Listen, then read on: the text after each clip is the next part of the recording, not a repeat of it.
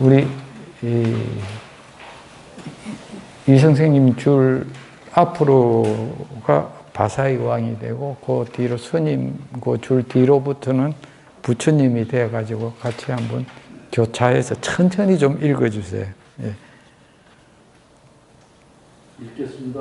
제가 부처님의 가르침을 받들기 전에 가전명과 기라 시자를 만났는데 그들은 이 몸이 죽은 뒤에 아무것도 없는 것이 열반이다라고 말했습니다. 제가 비록 부처님을 만났으나 지금도 오히려 의심을 떨쳐버리지 못하고 있으니 어떻게 해야 이 인식을 대하여 불생멸의 이치를 확실하게 증명하겠습니까? 지금 이 대중 가운데 번뇌가 있는 이들을 모두 듣고 싶어 합니다. 부처님. 대왕이여, 대왕의 몸이 현존하니 이제 또 대왕에게 물어보리라. 대왕의 그 피는 중감처럼 견고하여 영원히 머물러 무너지지 않는다고 생각합니까? 아니면 변하여 무너진다고 생각합니까? 저는 지금 이 몸이 끝내 변하여 무너진다고 생각합니다. 대왕이여, 그대는 이전에 몸이 멸함증이 없는데 어째서 멸할 줄 아십니까? 저희 무상하게 변하여 무너져가는 몸이 비록 이전에 멸한 적은 없으나 생각마다 옮기고 달라져서 계속 새롭게 변하는 것이 멈추지 않고 불에 타는 땔감이 제가 되듯이 점점 쓰러져 사라지며 쉬지 않고 쓰러져 없어진 것을 보니 이 몸은 앞으로 당연히 멸하여 사라질 것을 생각합니다. 그렇습니다, 대왕이여. 그대는 이제 나이가 들어 이미 쇠약한 늙은이가 되었는데 얼굴 모습은 동자태와 얼마나 다릅니까? 세존이시여, 예전에 제가 어렸을 때는 부부와 더 자랐을 때는 힘과 왕성하여 힘이 넘쳤사옵니다.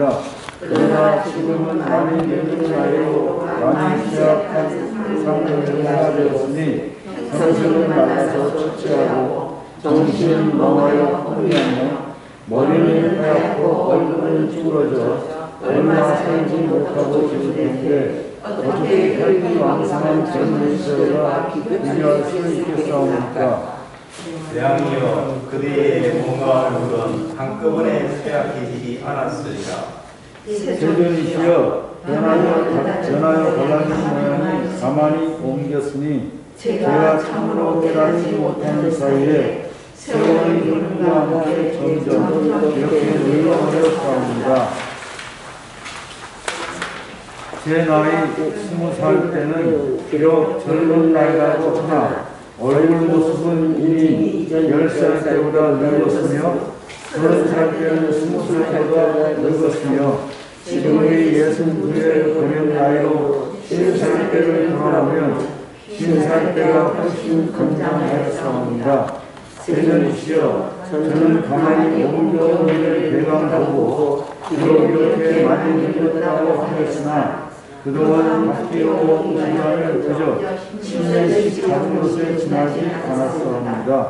가만히 생각해보면 그동안이 어찌 10년, 20년 되겠사옵니까? 이런 매달마다 변해왔사옵니다. 어찌 달마다 변한 것이겠사옵니까? 매일마다 변해왔사옵니다. 어찌 단지 달마다 변한 것이겠습니까?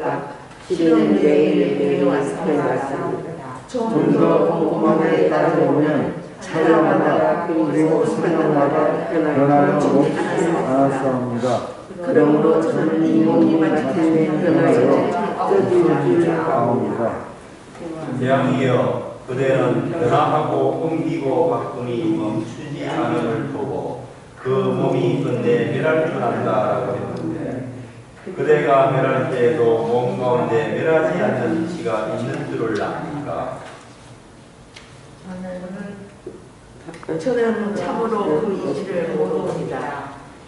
내가 이제 그대에게 불생멸의 슬픔을 보여주리라. 대왕이여, 그대는 몇 살 때 처음으로 갤리스강에 물을 보았습니까? 제 나이 3살 살 때면 어머니가 나를 데리고 바깥에 사랑을 청주할 때 그 강물을 건너면서 겐지스강의 이름을 알았습니다. 그렇다면 그대가 저 3살 때 본 강물을 13살 때 본 강물에 비하면 어떻게 다릅니까? 3살과 전혀 달라지지 않았으며 금년에 예수님께서도 역시 다르지 않사옵니다. 그대는 지금 스스로 하얀 머리와 구부러진 얼굴을 서럽게 여기고 있습니다. 그대의 얼굴은 분명 동작 때보다 훨씬 쭈그러졌습니다. 그러나 그대가 지금 강물을 보는 전기와 예전에 동작 때 강물을 보는 전기에 따로 동자와 늙은이가 있습니다. 없사옵니다. 스승이시여. 대왕이여, 그대의 얼굴은 비록 쭈그러졌을지라도 이것을 보는 전기의 성품은 일찍이 쭈그러진 적이 없었습니다. 쭈그러진 것은 변할지라도 쭈그러지지 않는 것은 변하지 않습니다. 변하는 것은 변하여 없어질지라도 더 변하지 않는 것은 원래 생명이었는데 어째서 그대는 그 속에 생사를 받아들이면서 오히려 저 말가니들의 이 몸이 죽은 뒤에 아무것도 없다는 주장을 끌어들입니까? 왕은 이 말씀을 듣고 몸이 죽은 뒤에 이 생을 버리고 다음 생에 태어난다는 이치를 확실하게 알고 대중들과 함께 이전에 들어본 적이 없는 법을 얻고 뛸 듯이 기뻐하였다. 사실 이 부분은 워낙 이렇게 부처님하고 바사의 왕하고 대화를 자세하게 했기 때문에 특별하게 또 여기 설명을 안 붙이도 다 이해가 가시리라고 믿습니다. 결국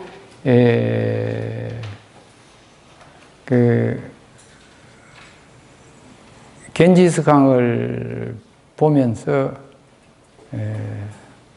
그 왕은 계속 변해왔지만은 겐지스 강 자체는 육안으로 봐서 큰 변화가 없었다. 사실 겐지스 강도 변하지 않는 건 아니죠. 그러니까 이제 대충 보면 그게 이제 비교적으로 별 변화가 없다. 우리 한강이 어릴 때 한강이나 지금이나 큰 변화가 없듯이, 물론 이제 그동안에 정비 작업도 많이 하고 해서 많이 변화는 있죠, 실질적으로. 그걸 이 말씀하시면서 특히 마지막 부분에 있어가지고 몸은 다 이렇게 10살 때 다르고 20살 때 다르고 또 찰나찰나 이렇게 달라와 봤지만은도 겐지스 강을 보는 그 마음은 변했느냐?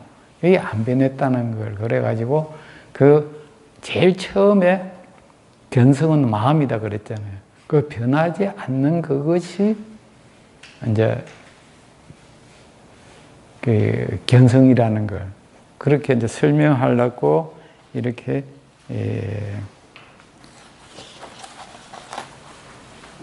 견성은 움직이지 않는다를 이렇게 설명을 했습니다. 그러면 그 다음에는 혹시 이 부분에 다른 뭐 특별한 설명이 필요하겠습니까? 특별하게 워낙 여기 상세하게 자상하게 이렇게 대화를 해 놓으셔가지고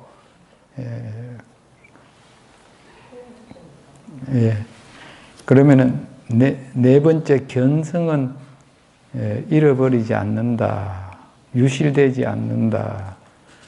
여기에서 이제 보면은 아난이 자리에서 일어나 부처님께 예배하고 합창한 채 구루 앉아서 부처님께 아뢰었다. 여기에서 특별하게 어려운 문장은 없는데 이제 그래도 우리 밑에 각주 달아난 걸 한번 보면서 살펴보도록 하겠습니다. 일단은 이제 우리가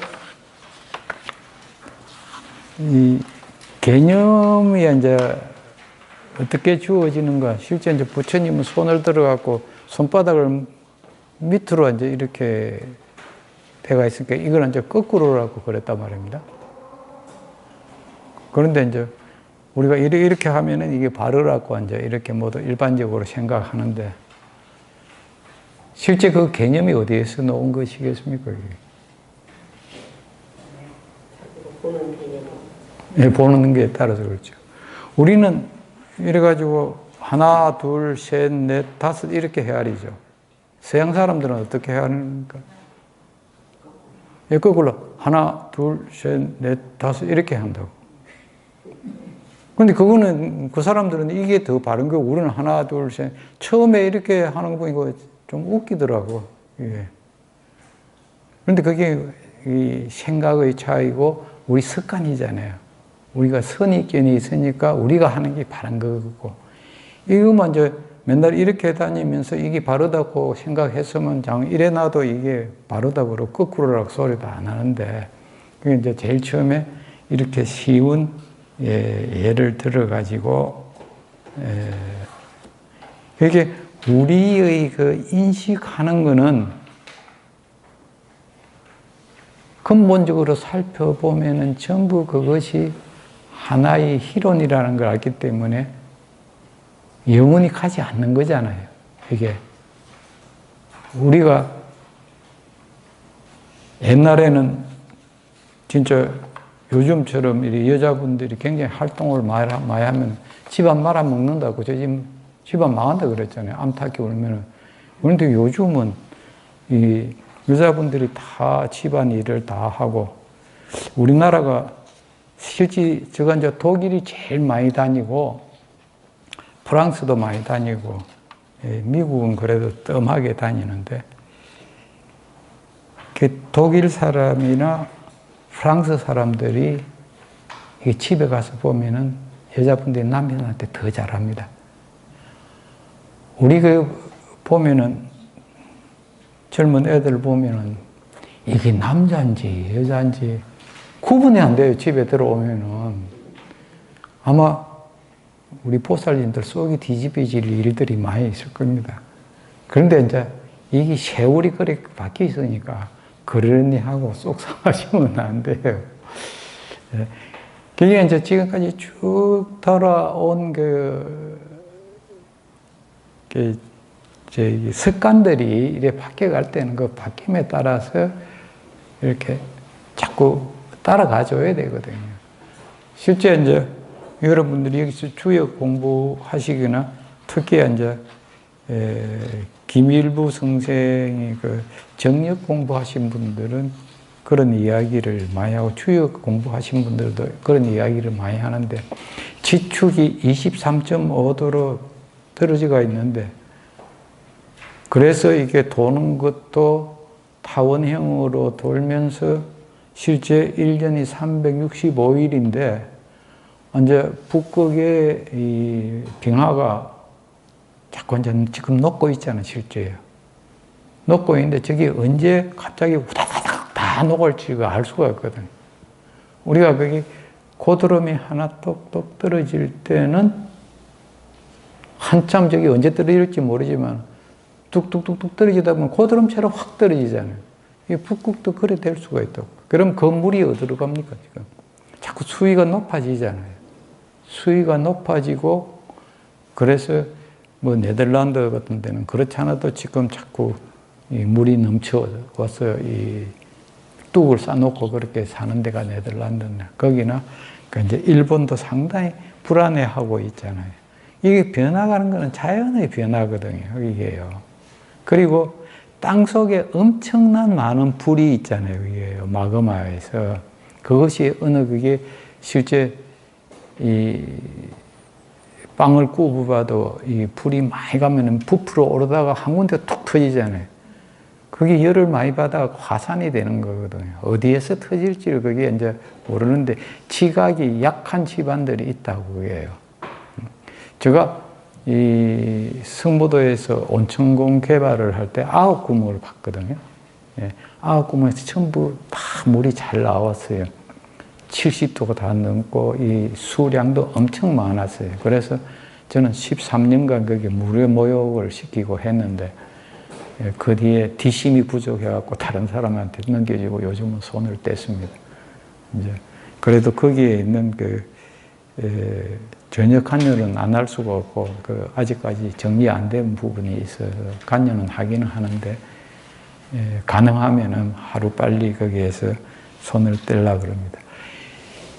이 1250, 한 60m를 파 내려가니까요. 뻘이 많이 나오더라고요. 그럼 옛날에 1260m 밑에가 바다였다는 거거든요. 그게 무슨 이야기냐면은 이게 지각이 이런 지각이 이렇게 붙어가 있다가 한쪽에 융기돼 가지고 이쪽으로 겹쳐 버리거든요. 한쪽에서 밀면은 이 지각 거기 두께가 1200~300m 된 것 같아요. 그게 안 그러면 뻘이 나올 수가 없잖아요. 3일인가 계속 뻘만 나왔어요. 이 뻘이 이제 가까운 데 있는 뻘이 다 나오고 나니까 다시 이제 이 바위가 나오더라고요. 그래가지고 1580m까지 파봤는데, 저기 언제 이게 한쪽에서 이렇게 밀려 들어갈지 모르거든요, 이게요. 이게 실제,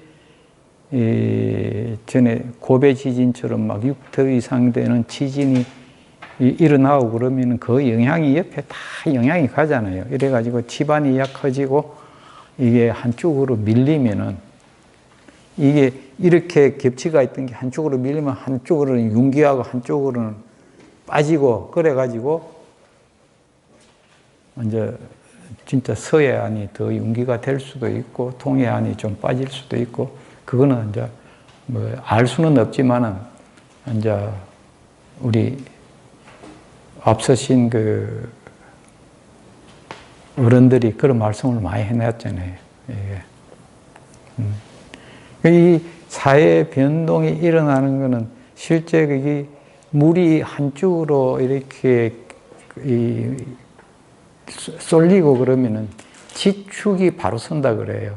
그래서 23.5도로 제가 했던 게 바로 서면은 1년이 360일 그대로 정화하게 되고 윤달도 없어지고 거기가 그 시기가 이제 여러 가지로 모두 말씀하시는데 그 제대로 그 시기가 들어오면은 1800년 미륵불이 이렇게 제세가 제도하는 용화 세계가 펼쳐진다고 이제 이렇게 말씀들 하시는 분들이 많습니다. 이제 여기에는 사실은 이 좋은 이 혹한의 더위도 없고 뜨거운 혹한의 추위도 없고 더운 것도 없다고 좋은 계절만 있다고 이제 그렇게 이야기하는 분들이 우리나라 예언가들이 많이 말씀을 해놨는데 참고로 그거는 뭐 돌아가는 걸 가만히 보면은 이제 이 음의 기운이 강해지 가지고 여성들이 더 주도한다는 그런 이야기는 오래전부터 예언되어 왔거든요.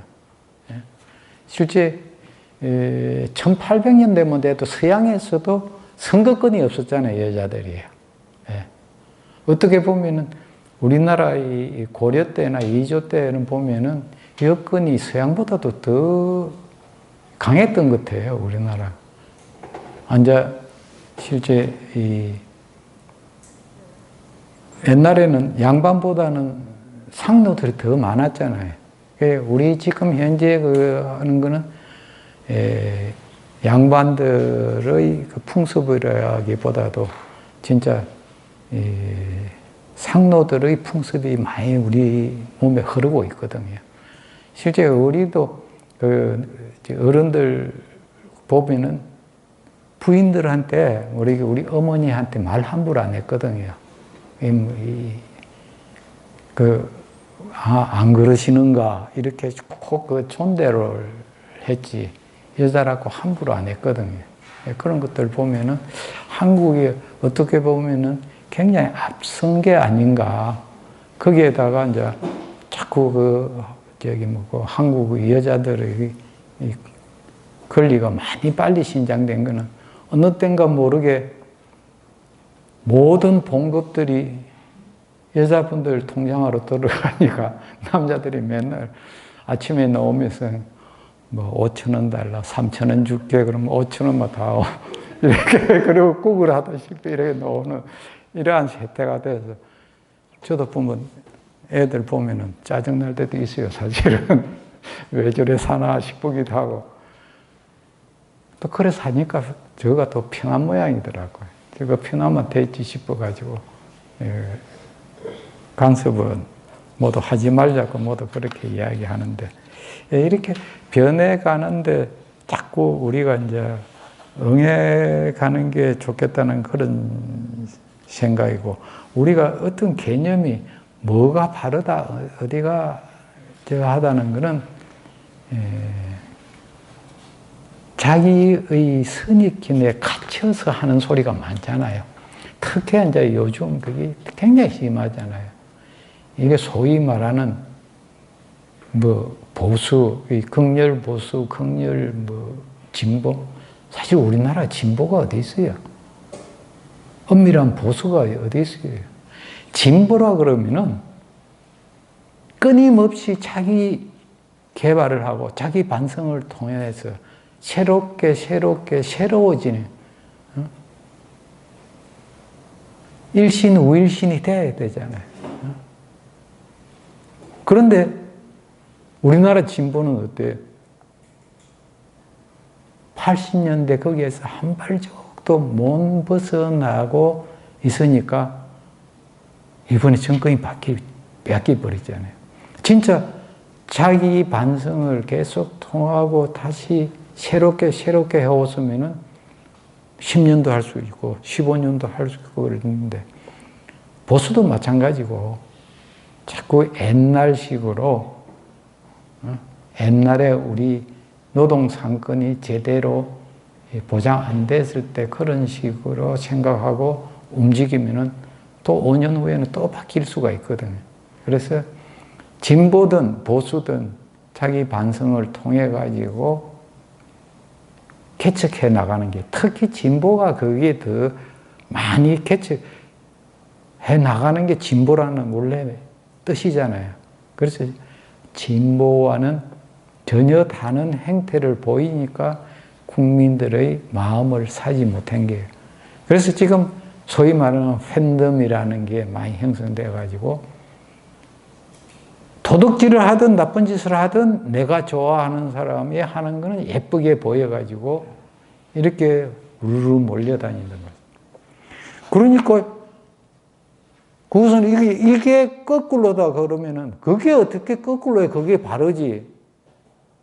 그런 사람이 이게 거꾸로다 그러면 그게 어떻게 거꾸로에 그게 바른 거지? 이렇게 하는 거하고 똑같잖아요. 그게 극과 극을 달린단 말입니다. 그래서 이것이 말하자면은 우리의 무명은, 한 생각이 일어나는 것은 우리의 깊고 깊은 무의식 속에 자리하고 있는 업식 종자가 있기 때문에 이렇게 일어납니다. 그래서 우리가 옳다 그르다고 일반적으로 판단하는 것도 그 업의 장난에 불과하다는 걸 우리가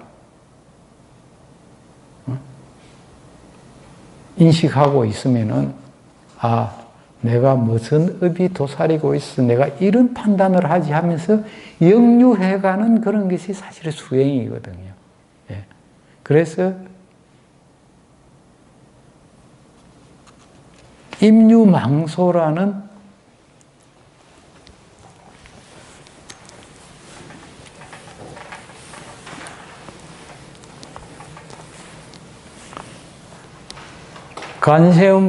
간음보살의 이건원통이라는 말씀 들어봤습니까?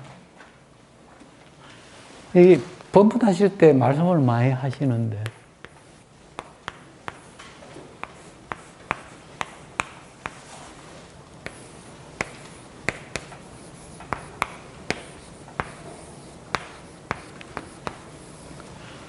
간음보살의 이근원 통장에 보면 25원 통장이라고 있습니다. 앞으로 공부를 하게 되는데 여기에 보면은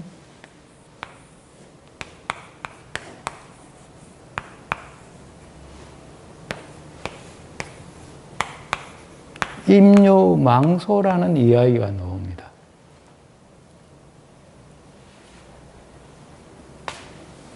열애의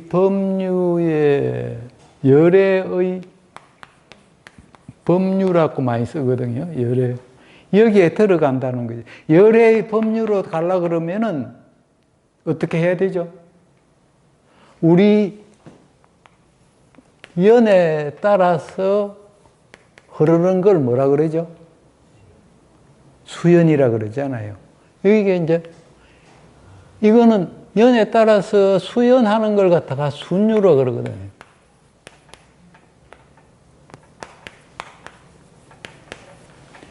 그러면 연에 따라서 흐르지 않고 근본이 뭔가를 살펴보는 것은 뭐예요? 그걸 영유라 그런다. 그러니까 열애의 근본이 열애의 법류잖아요. 거기에 들어가려고 하면 여기는 임유라고 했지만 사실은 이걸 영유로 읽어줘야 돼요.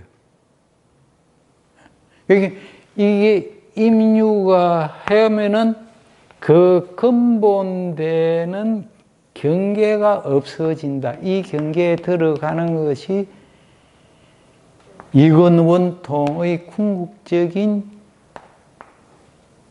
도달해야 할 곳이거든요. 열애 법류로 거꾸로 이렇게, 그게 해강반조거든요. 솔직히 스님들이 해강반조 하라고 그렇게 말씀하세요. 어떤 그 경계가 들어오면은 그 경계를 내가 인식하는 것이 왜 내가 이렇게 인식하게 됐는가를 말하자면은 무슨 업식종자가 도사리고 있어서 내가 이런 생각을 하게 되는가를 영유에서 올라가면은 그 자리가 바로 부처님의 법류에 도달하는 거거든요. 그게요. 거기에 보면은 궁극적으로 올라가서 궁구해 보니까 아무것도 없는 자리. 우리가 칠처징심할 때 뭐라고 딱 이야기하면 부처님이 따지니까 그것이 없다 그러잖아요. 우리가 육조 홍인대사가 홍인대사가 말씀하시네요. 누가 가가지고 온갖 걱정이 많다고 번뇌가 많다고 그러니까 그 번뇌 그거 한번 내 보여봐라. 그 말에서 깨쳤다 그러잖아요.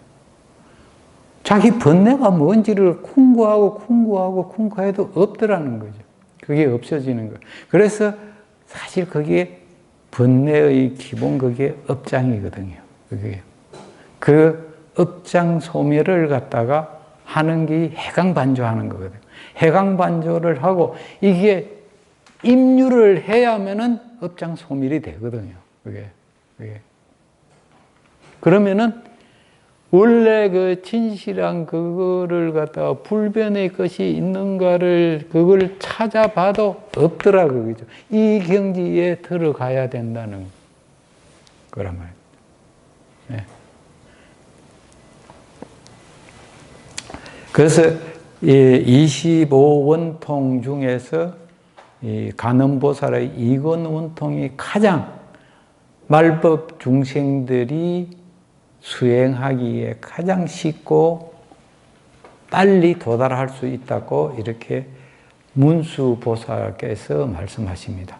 그게 25원 통장 중에는 문수사리보살은 없습니다. 그냥 부처님께서 문수사리보살은 상당히 그게 거의 당신하고 같은 경지에 올라온 걸로 그렇게 아마 생각을 하신 것 같아요. 우리 능경에 보면은. 그래서 25분의 성인들이 자기가 이게 소위 도통을 한 방법을 다 말씀하시고 나서 부처님께서 문수사리보살 보고 이 25가지 중에서 말세 중생들을 위해서 어느 방법이 가장 좋으냐고 이렇게 선택을 하라고 말씀하시니까 문수사리 보살이 24분의 방법을 하나하나 말씀하시면서 이거는 이러한 문제가 있고 저거는 저러한 장애가 있을 수가 있고 마지막으로 간시엠보살의 이거운통장은 큰 장애 없이 잘 된다는 그런 내용을 나중에 같이 공부하게 될 겁니다. 거기에는 견도 분야이고 수도 분에서 그게 이제 공부를 하게 될 텐데 거기에서 보면은 우리가 궁극적으로는 업을 소멸하는 방법을 사실은 그게 수도에서도 그게 방법이거든요. 그래서 요즘 제가 이제 우리 카톡방에 올리는 걸 보시는 분도 계시고 안 보시는 분도 계시겠지만은 등각의 경지에 가서도 실제 업장 소멸이 안 된다 그랬어요. 보통 십지보살한테도 팔지보살이 이제 우리 선화상 같은 경우에는 팔지보살한테도 내 업이 뭐라는 걸 안다 그랬는데 실제 능경에서는 그렇게 안 해놨거든요. 열애만이 업을 완벽하게 안다고 되어 있고 그리고 원영법사의 능엄경 강의 거기에서도 열애 묘각에 다다라야만 된다고 이렇게 해놨습니다.